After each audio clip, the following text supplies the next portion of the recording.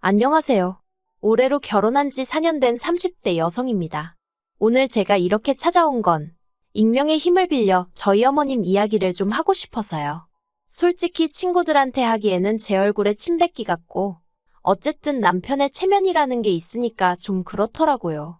하지만 그렇다고 아무 일도 없던 것처럼 저 혼자 속으로 꾹꾹 눌러 삭히자니 그건 그거대로 억울하고.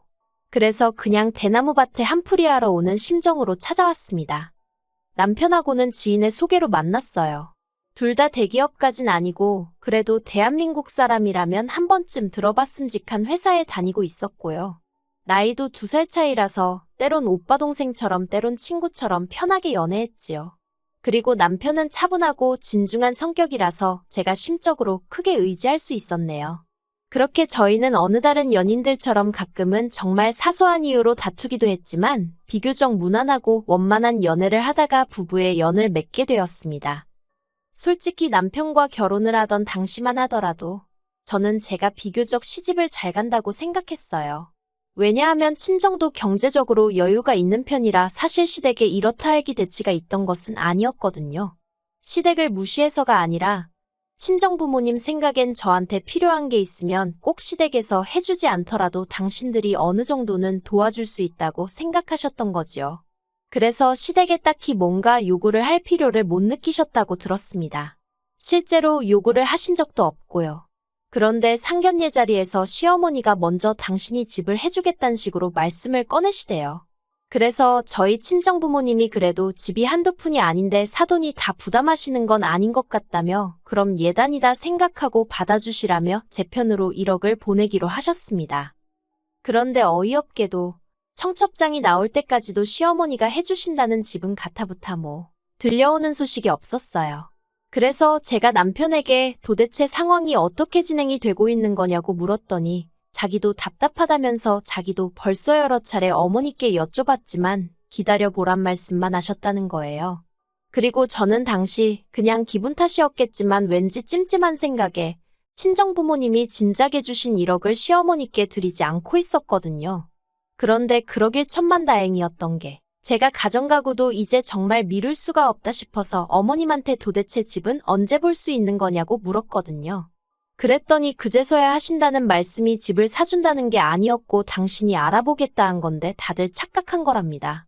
그리고 그 이야기를 듣곤 남편하고 저하고 정말 어이가 없어서 뭐라 할 말이 없더라고요. 오죽 답답했으면 아니 그러면 하루라도 빨리 오해가 있었던 것 같다고 이야기를 해주셨어야 하는 거 아니냐고 제가 저도 모르게 따지듯 물었다니까요. 그랬더니 어머님이 당신이 저나 저희 부모님 볼낯이 없어서 차마 말을 못하셨다는데 당연히 그런 말 같지도 않은 변명이 제 귀에 들어올 리가 없었지요. 게다가 어머님이 그래도 당신이 집 하나 받은 곳이 있다며 저희를 데리고 가셨는데 알고 보니 서울도 아니고 경기도, 그것도 시어머니 집에서 걸어서 10분 거리밖에 안 되는 곳이더라고요. 그리고는 하시는 말씀이 저희 직장까지 직행으로 다니는 버스도 있고 고속도로도 잘 나 있으니 출퇴근하는데 무리는 없을 거랍니다. 솔직히 지금도 그날을 생각하면 제 심장이 벌렁거릴 만큼 어이없고 황당한 말씀만 늘어놓으셨다니까요.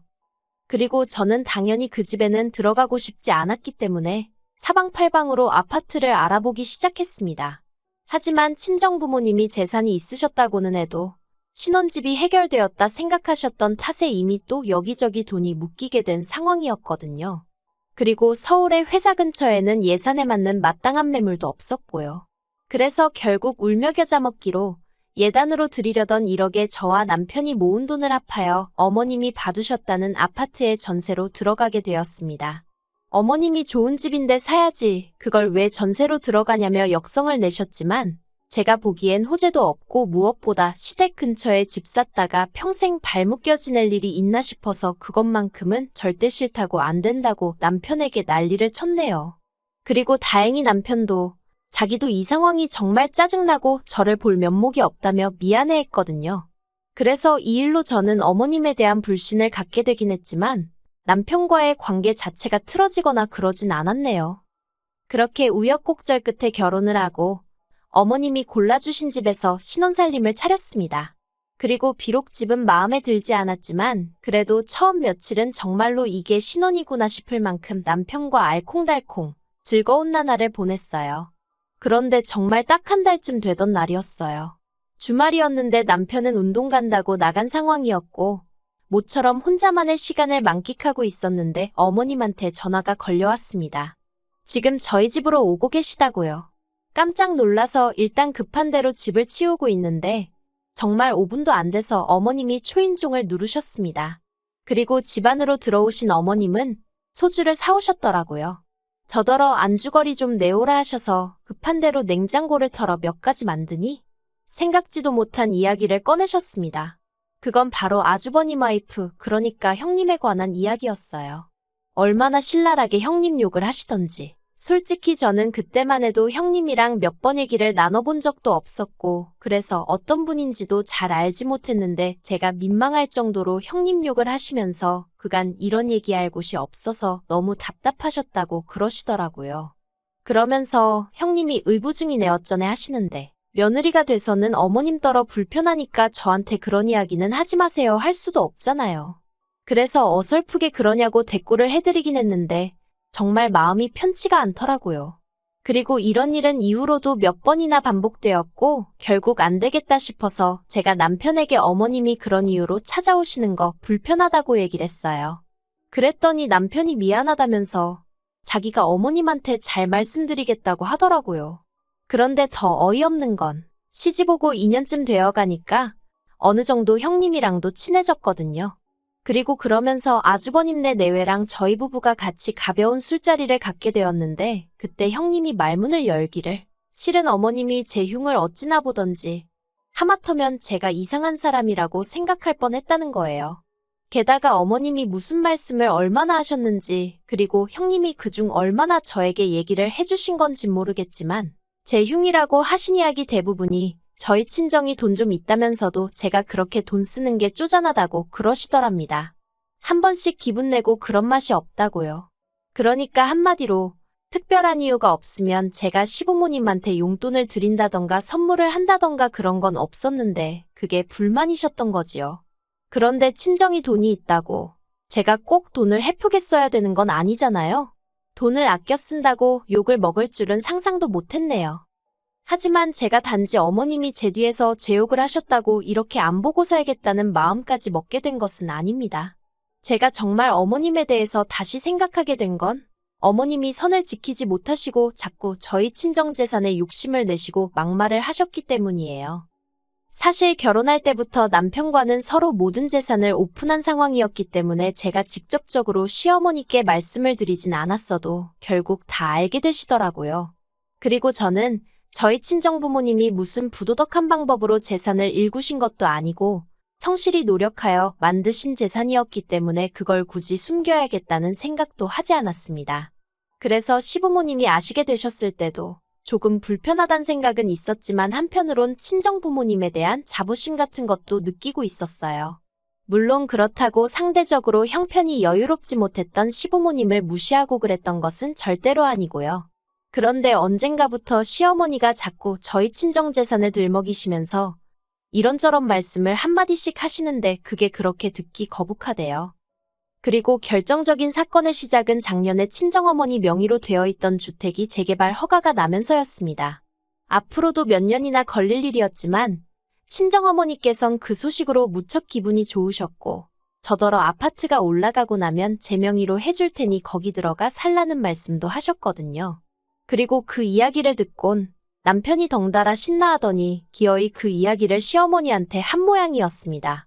솔직히 제가 남편더러 시댁에 이야기하지 말라던가 그런 소리를 안 했기 때문에 남편더러 뭐하러 그런 소리를 했냐 할 수는 없었지만 그래도 짜증은 나더라고요. 그런데 그 소식을 들은 시어머니가 보이신 반응이 정말 가관이었습니다.